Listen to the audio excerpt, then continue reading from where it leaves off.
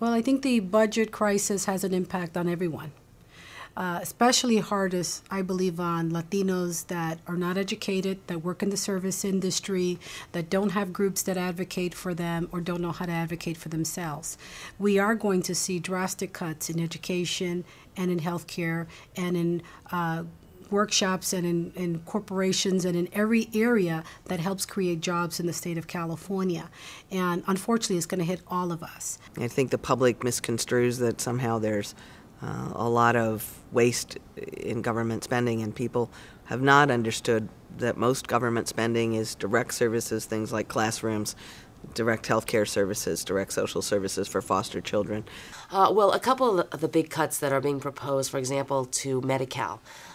Many of our older generation depends on Medi-Cal, low income minorities depend on Medi-Cal, women coming into this country. So those cuts are going to be affecting our population. The second is education.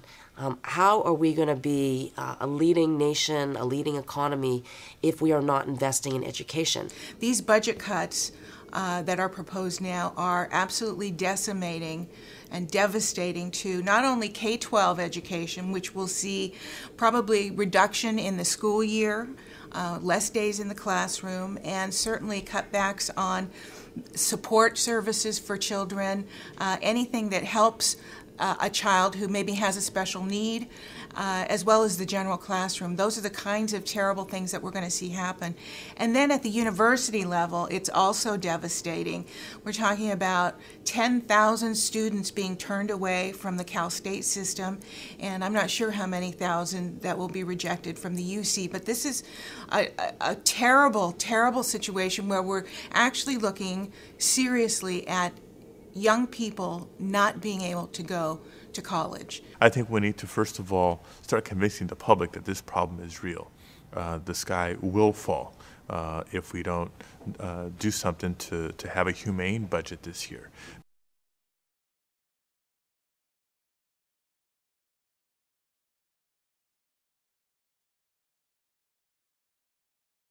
The budget is the most important policy document for California.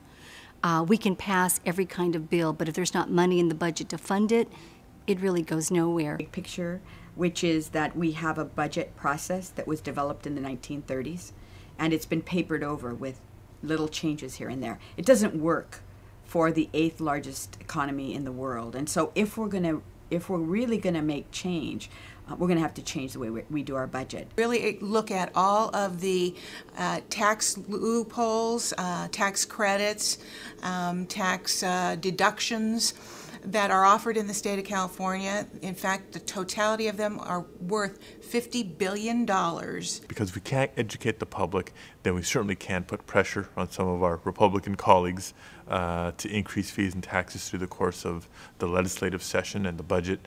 And if we can't convince them, we have the alternative of going to the voters with an appeal for some tax relief, some revenue enhancements. But either way, we're going to have to educate the public. Cutting doesn't make sense. We are the 8th largest economy in the world.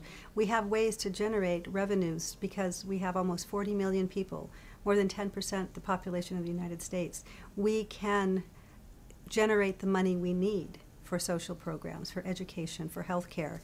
And it's going to require us making some demands on some people that have said no taxes, no way. This 10% across the board I happen to not support because that's not how we operate at home.